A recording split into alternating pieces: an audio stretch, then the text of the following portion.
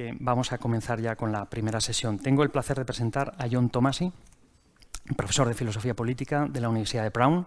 Él es el fundador y director de un centro de investigación dedicado al estudio de las ideas políticas e instituciones.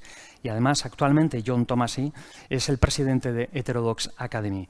Para los que no conozcan aún esta institución, Heterodox Academy se fundó en 2014 para, entre otras cosas, contrarrestar la cultura de la cancelación que estamos viviendo en el mundo académico.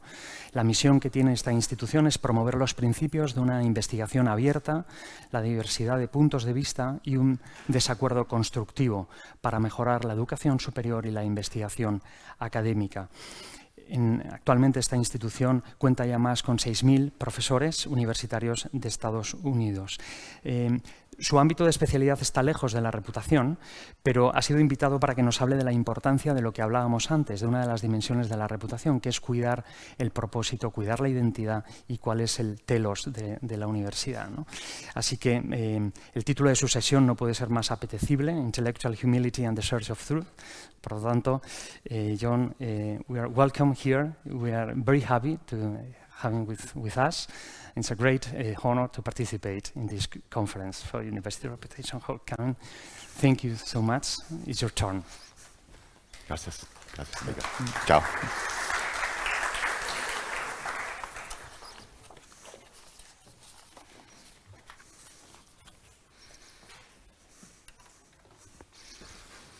Buenos días. Y gracias por venir. Y gracias a Santiago por invitarme. Soy John Tomasi, estoy el primer presidente de Heterodox Academy. Yo vivo y trabajo en Nueva York, entonces esto es muy temprano para mí. Me gusta español, pero I don't speak Spanish very well, so I think I'm going to switch to English now. It's easier for me, and I think it will be less painful for you.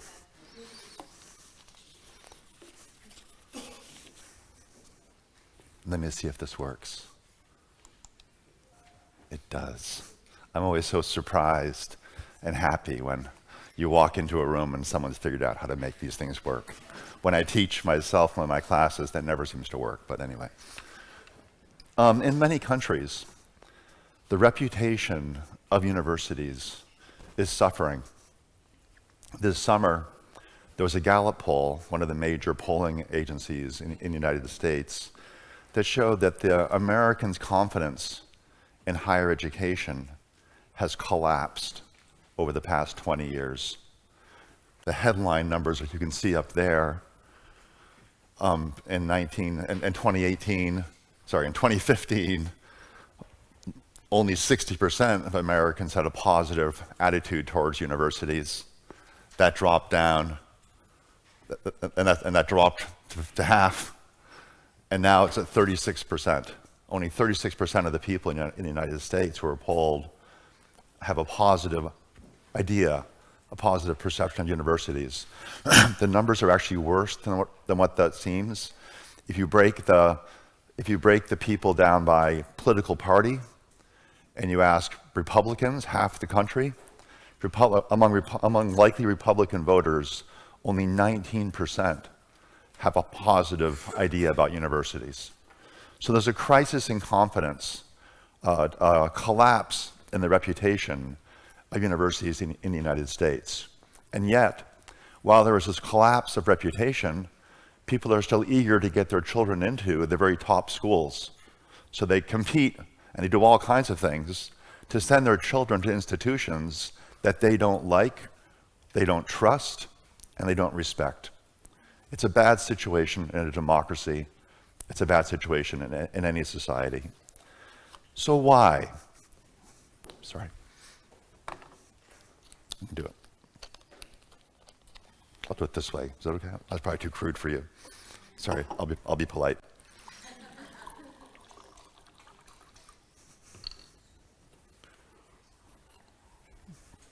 So why has this happened? I think there are a combination of factors looking across other countries as well.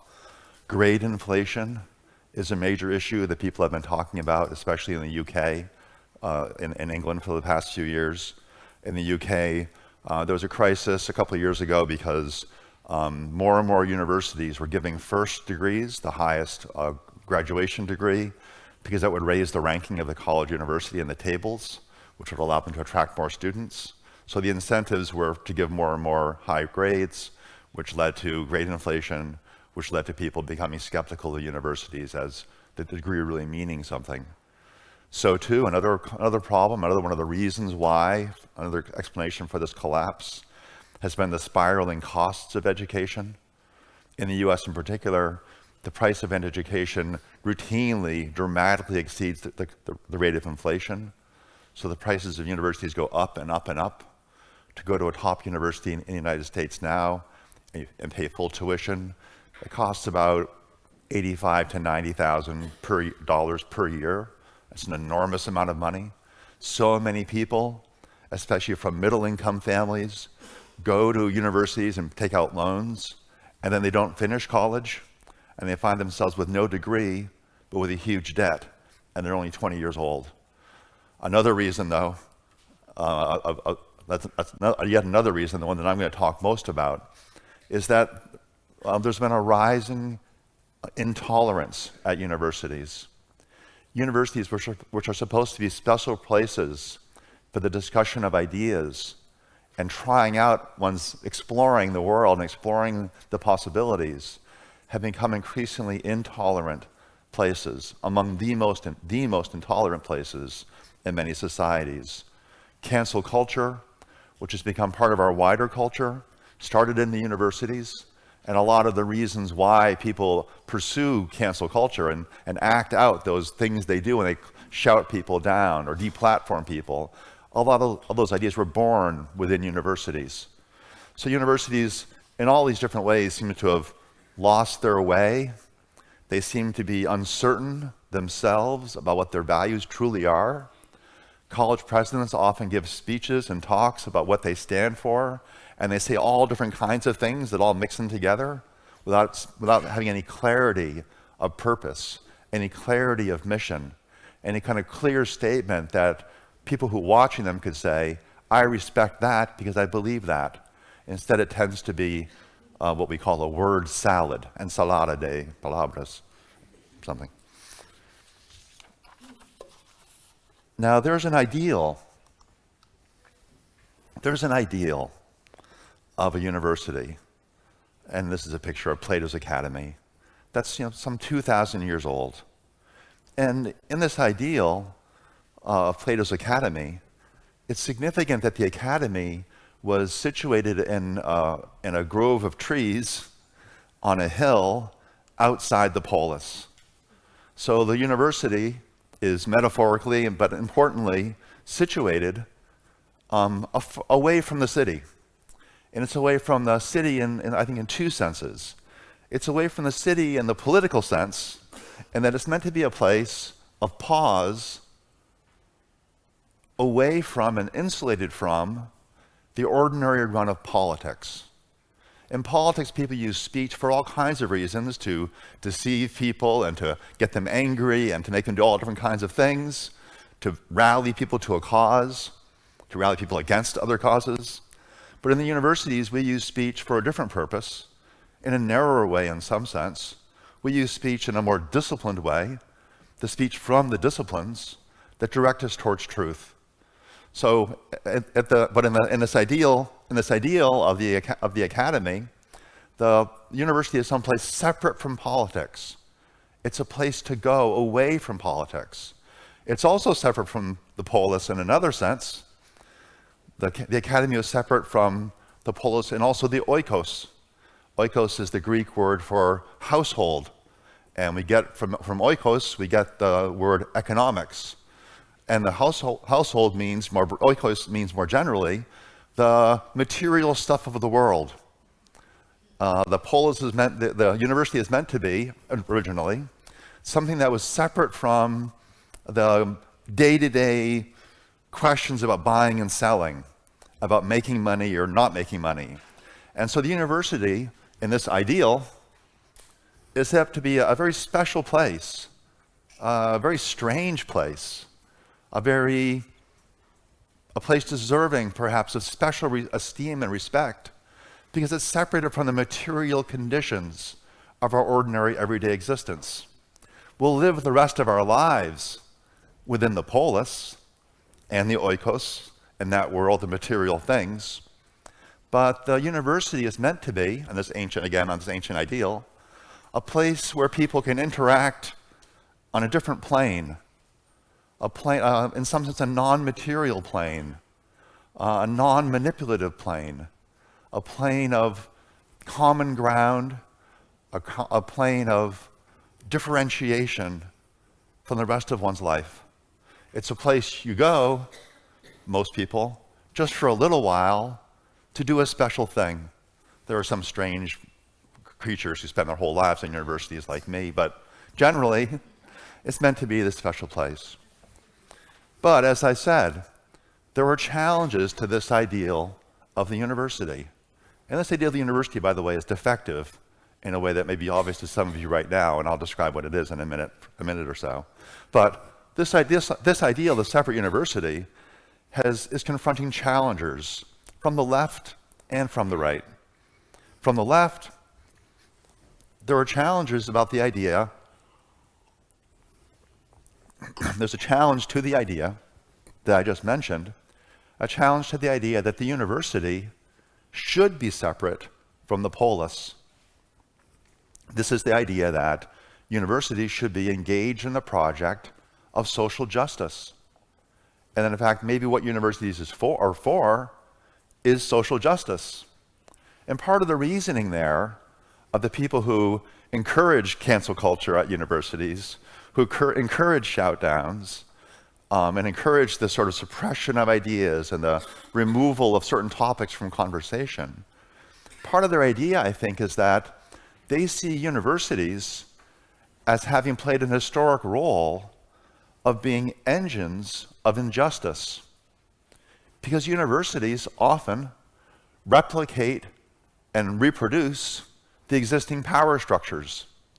So they look at universities, places where I've taught, like Princeton and Stanford and Brown, and they see these places as merely reproducers of the elites, the powerful. And the children of the wealthy go there and they become wealthy again and so on. And they think these universities, they don't respect the ideal from the left, the far left. And therefore they think it's appropriate that the polis, that politics, comes to the university, that it walks onto campus and said, no more free ride for you people. We're going to make you stand up and face the music. Sorry, that's that metaphor, but I'm half asleep. We're going to make you be part of this world now, and we're bringing politics to your doorstep, like it or not. From the other side, this ideal of the university is criticized because of from the conception of oikos, or the economy, that these people challenge the economic value or the economic rationality of the university system. How can it make sense economically, from this perspective, for universities to charge people, young people and their families, $70,000 a year or $80,000 a year for 4 years? How can that possibly make sense? Especially, as I mentioned, when such a high percentage, almost half in the US, of people who start universities don't finish it, which is a disaster for them. And from that perspective, the perspective of oikos, the university is not just a place to go have this experience. Rather, the university is a place to go to learn how to get a job. Or it's a place to go to do whatever you want, so long as you get the degree, because that degree is getting the degree is the important thing, because the degree is going to get you the job. So that's the other critique of that ideal. Now, I'm going to talk now about the telos of the university. Telos meaning the end or the aim. I'm sort of using Greek stuff about the highest, the final cause of the university. And my friend Jonathan Haidt, who was the founder of Heterodox Academy, he's the board chair now, John Haidt, when he started Heterodox Academy, said, listen, every university has to choose. Either you can only have one highest purpose, because things will happen on campus. They're going to force you to choose, if you're a president, what the highest value of your university is. So John said that every university faces a basic choice between a highest mission being the pursuit of truth or something like social justice. And we could add a third thing, I think, to make the fill it out a little bit. We could say, or is the purpose of the university to get a good job, to make a lot of money? So there's sort of three candidates on the table, right? The university could be for the pursuit of truth, which looks like the Plato Academy ideal. Or it could be social justice, which is motivated by the ideas I talked about a few minutes ago. Or it could be, the purpose could be, to let people get a good job and to make a lot of money. Now I'm going to ask what humility might tell us about this problem. If we care about the reputations of universities, and it's worth exploring honestly to ourselves with an awareness of our own limitations and our own lack of ability to understand things well, the recognition that each of us is biased in our perceptions. And when I describe those three different ways of thinking about the purpose of the university, each person in this room heard those words in different ways because of the person that you are. And I, speaking those words, am inside thinking to myself, well, which one I like because of the person that I am and the experiences I've had. Humility tells us that the telos of the university is very tied to its reputation. These things are connected with one another. What people think about the university, how they judge the university, whether they think it's doing really well or, as it happens now, really badly, depends upon the criteria that they have in their head, the yardstick they have in their minds, by which they're measuring the university. And so a question is, who gets to decide what that correct measurement stick is? Who gets to decide what the appropriate telos of the university is? Humility would tell us, I think, that none of us gets to declare an answer to that question. I try to explain sympathetically each of those three rationales, why reasonable people could be drawn to any one of them. And humility would say to us that it's not just a matter for us to sit here, the professors or the administrators of universities, and to declare which one they think is the most important one. Ultimately, it's the stakeholders who get to decide what universities are for. They're the ones, the parents, the prospective students, our fellow citizens who are paying taxes for universities. They're the ones who decide, who determine, who generate the reputation that universities have within society. They're the ones who decide, should I send my children there? They're the ones who decide, should I vote for more money for these universities? They're the ones who make those decisions. So since they decide, it's important to think, well, what criteria do they use? When we think about the stakeholders examining the university, what do they think about? Do they think about truth as the goal merely? Or do they think about social justice as the goal merely? Or do they think about getting a good job merely? And then my point is that the burden, we don't get to declare what the telos is, the stakeholders do, but that means, I think, that the burden is on us. We need to convince people of what the ideal of university, what the ideal should be.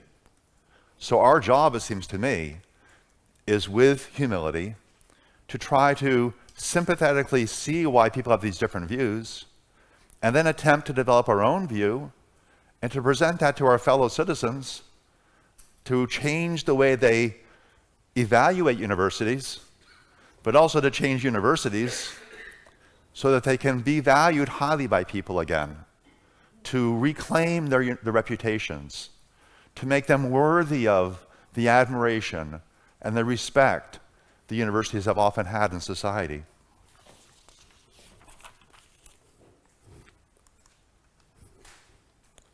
I'm going to suggest that there are two ways to view contemporary universities, two different perspectives from which you can look at contemporary universities. The first perspective is the more familiar one. And I think that this perspective is sort of down low, it's on the campus, it's kind of the battlefield perspective. How many of you work at universities? Okay, cool. So you'll know what I'm talking about.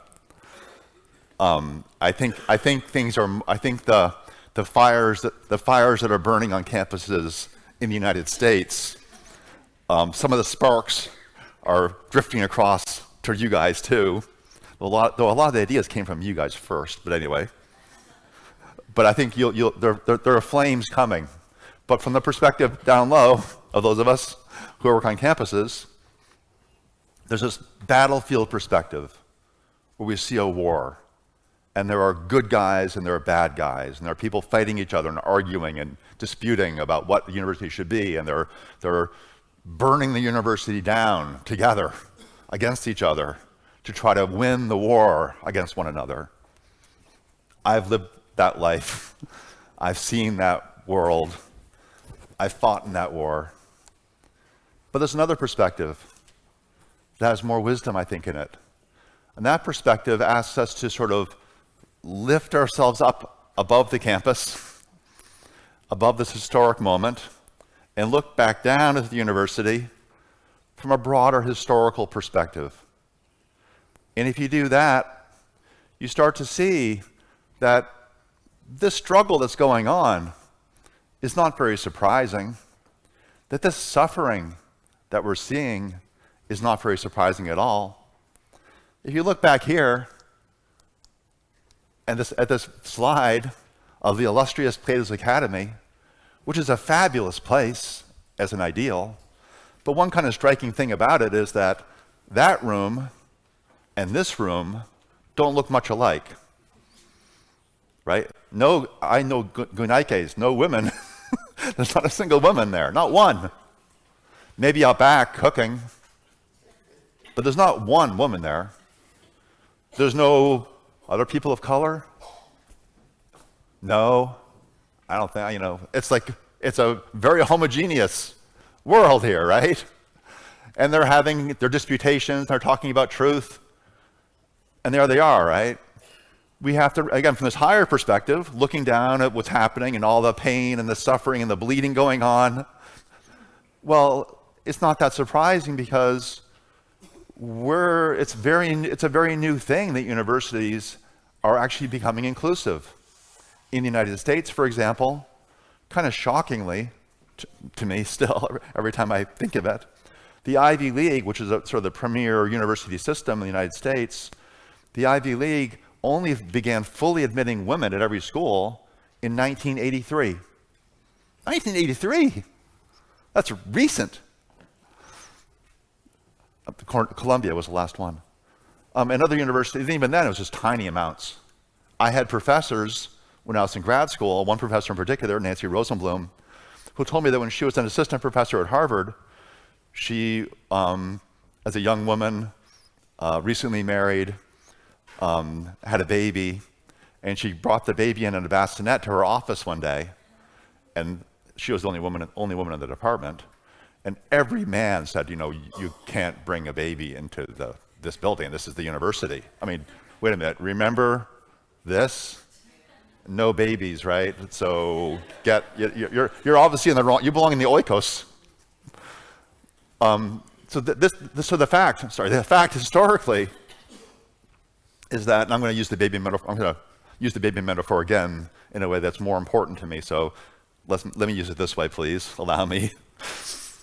I think that from that historical perspective, what's happening is we're in the process, though we don't really know it because we're so involved in it, but we're in the process the difficult, painful process of giving birth to something that the world has never seen.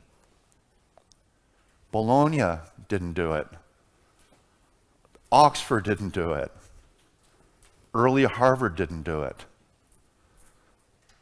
They're trying to give birth to a fully inclusive university where people come together and search for knowledge.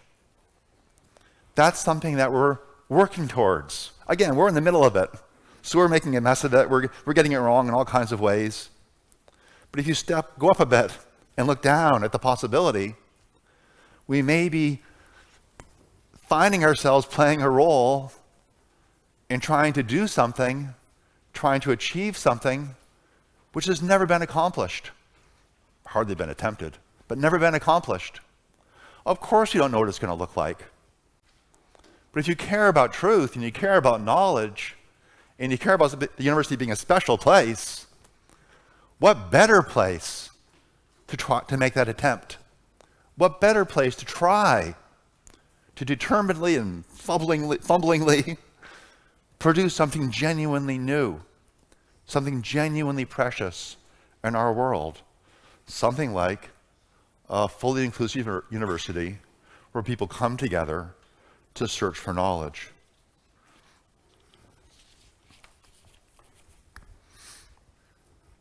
One way to think about this is through a three-part slogan that I kind of carry around in my head and I talk about with my children. With my students too sometimes, but more with my own family. And there's an ideal of a well-lived life that you may have heard that has, they describe the well-lived life as having three components. That to live a life well, you have to find three things. You have to find a person to be. You have to individuate as the person you are. You have to find a person to be. You have to find someone to love, some kind of a soulmate, a person to travel through this life with in a special way. And you need to find a job to do, where a job to do means a calling, a kind of work that is meaning for you. And if a person can do those three things, can find a person to be, can find someone to love, and can find a job to do, then they have the possibility of living a life of a certain kind of enrichment. I think finding the person to be is probably the most important one, because without that, it's hard to find a person to love. You'll not know who you are, and who knows.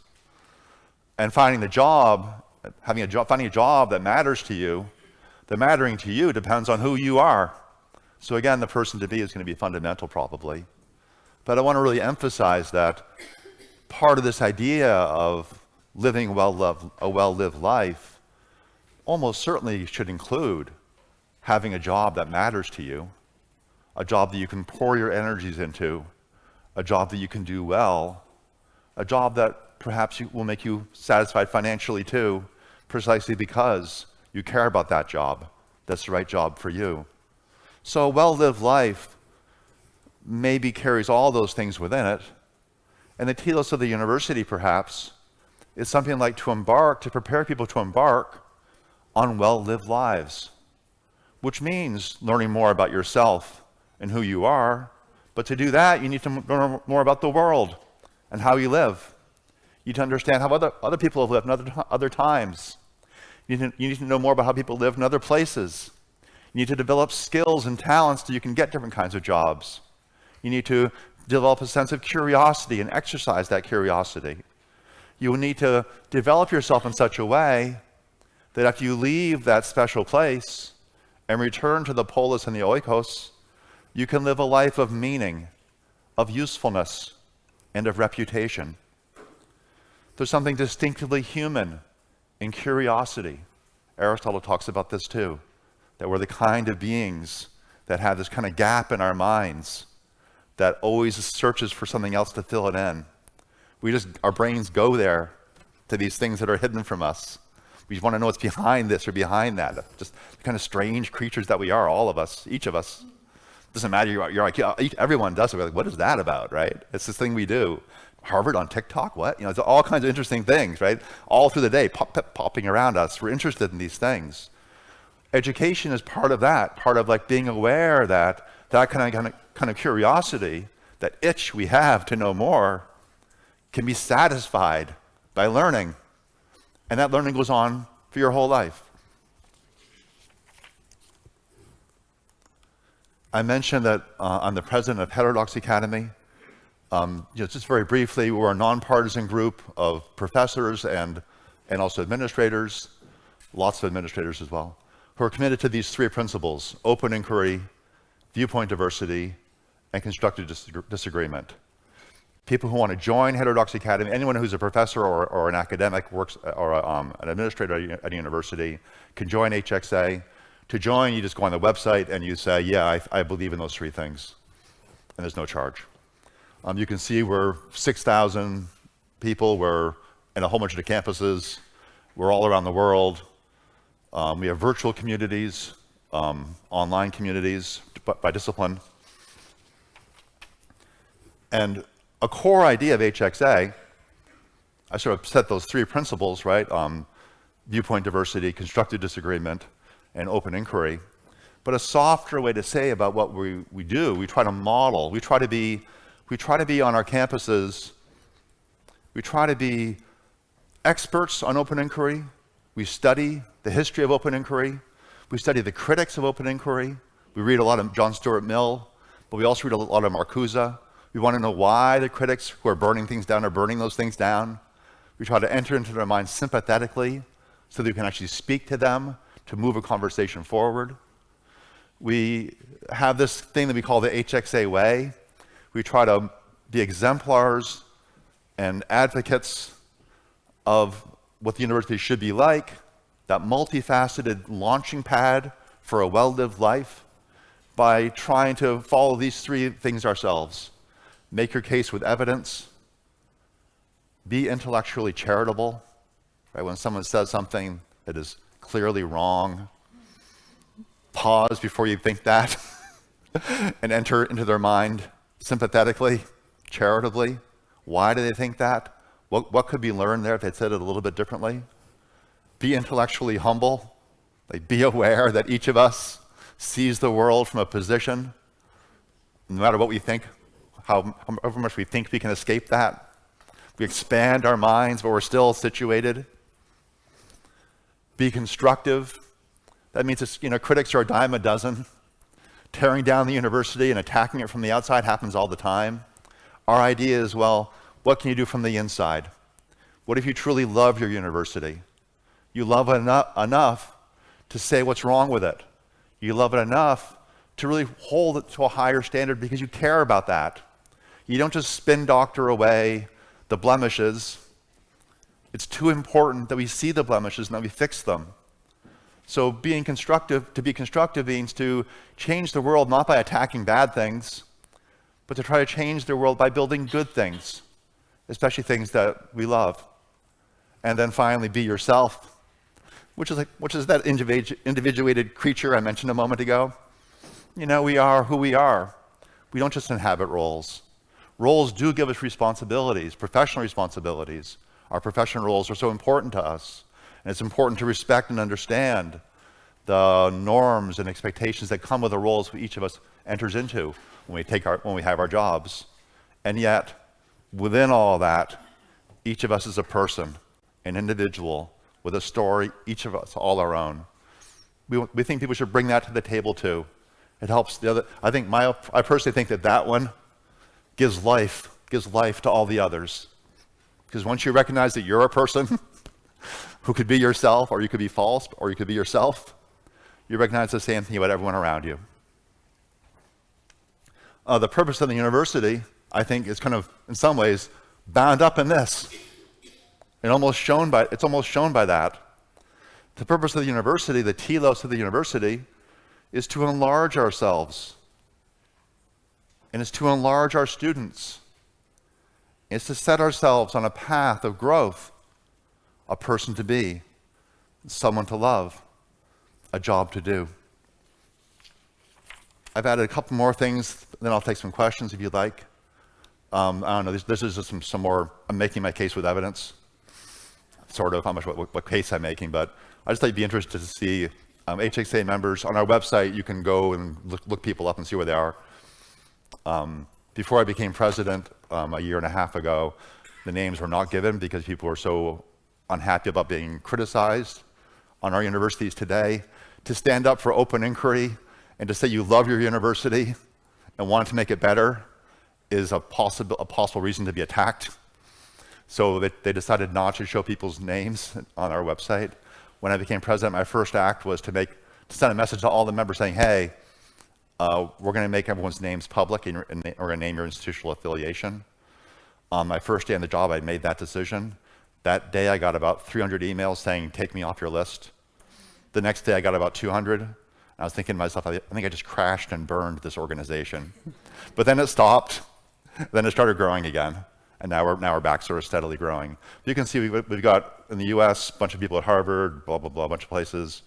Across the top countries by membership. You know, we talk a lot about this at HXA, that we have so many people in the sort of Anglosphere, but we really want to get more in other countries. We're trying to be a global movement. We want to avoid being parochial. We see the danger of parochialism all the time, seeing the world from the US perspective. We're trying to get past that. But to get past that, we need to have more members from more places. Spain, 17, come on. Help me here. Help me here. But seriously, we're trying to build a global movement to elevate our universities from within. We're trying to build a global movement of people who, in a positive way, love their universities and are not afraid to say it. They're willing to publicly say, I believe in this ideal, and I'm going to stand up for it. I'm not going to fight you. Some of our members do. Okay, you know, we're all individuals, but that's not what the organization does. We don't encourage that either. Instead, we try to do the positive thing that I've been describing. And if it appeals to you at all, I hope you'll go to our website and consider joining. How much more? Should I stop? Oh, I'm so sorry. I'm so sorry. Wow, I talked way too long. Okay, I'll stop there. I'm sorry. I wanted to leave time for questions and discussion. 5 minutes. So I'm sorry. Oh.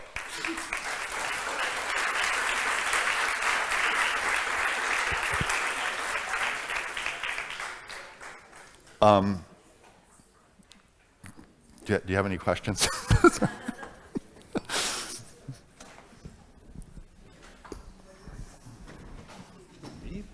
Please. Hello. Hi. Front row. I'm Mark Sudbury from the World 100 Reputation Network. Thank you for that. It's really interesting. So much Greek in there. I was learned a lot from that.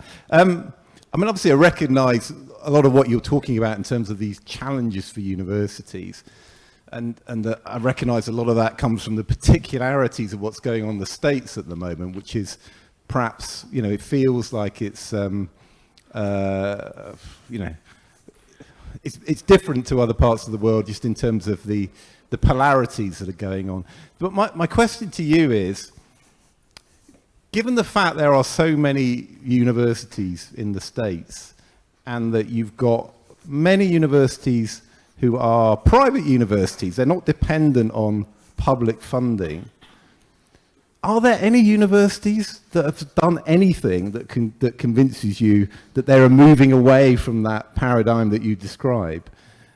Because given the diversity of universities, I just wonder, someone must be doing something a little differently. Someone must have got to grips with those challenges of some of the problems that you described.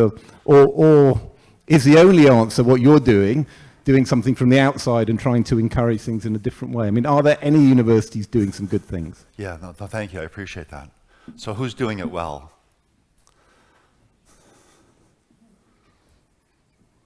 This is terrible. I would say that there's people have been presented with this dichotomy between the university being a place about searching for truth or a university about pursuing social justice, that dichotomy has made it very difficult for a leader to explain in a serious way why those two things need to work together. That idea about giving birth to something new, that explaining the pain and the suffering that way, is one that I wish I could say I hear from other people, but I haven't yet. Only bits and pieces, little glimmers of it.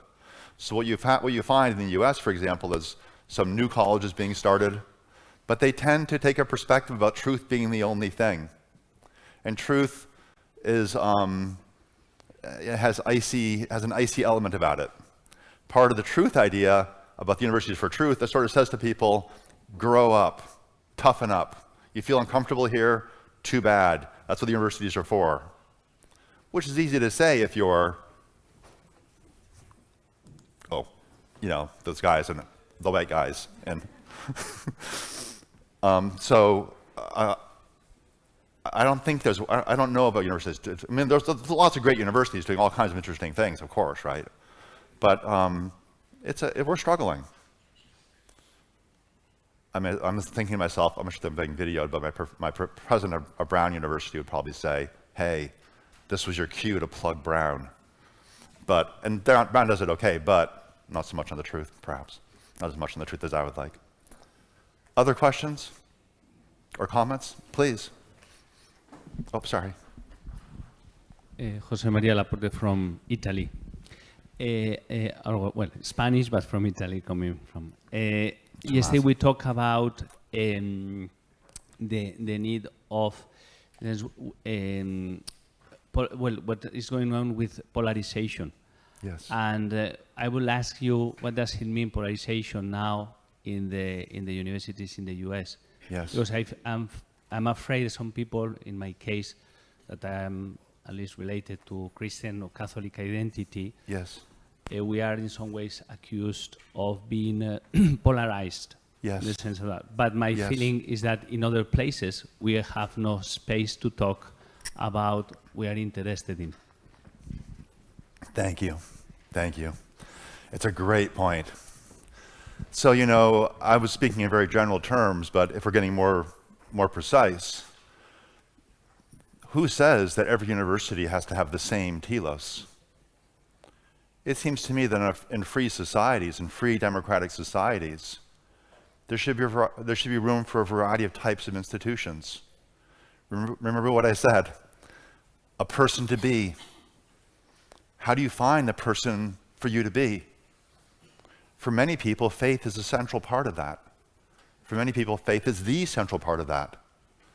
Of course, there should be universities where people who want to go there to find a person to be could be surrounded by and enriched by and elevated in their souls from spirituality of a church, for example. So there has to be different kinds of universities with different kinds of purposes. I do think, despite all those different kinds, and there'll be trade schools and tech schools where you go to learn a skill. You go there because you want to become an electrician. That's a reasonable way to become a person you want to be. As an element of being a good person is finding a job to do. So there's going to be variation, of course. But I still think the general categories are going to be applying in every case with little pulls off to each direction. Did you have a question? Can you bring a microphone here? Sorry, I just noticed you raised your hand before. Okay, thank you. I just want to get one more. Quick one. Thank you. It's probably more practical, but since we are from Mexico, and I don't know if in other countries in Latin America, you said, we're having the sparks from your flames Yeah. of cancel culture, right? And how can we work for a truly inclusive culture at universities dealing with this cancel culture? Yeah, thank you. That is the question that I wake up every day and deal with. In fact, late last night, Or maybe putting it in a better way, how can you work, how do you do, or how do you find, feel to this constructive disagreement? Yeah, good. It's a great question, thank you, especially the second one about, so one of our values is constructive disagreement. But if people don't talk, or they're not allowed to talk, or they believe that some people should not be allowed to talk, how do you have constructive disagreement?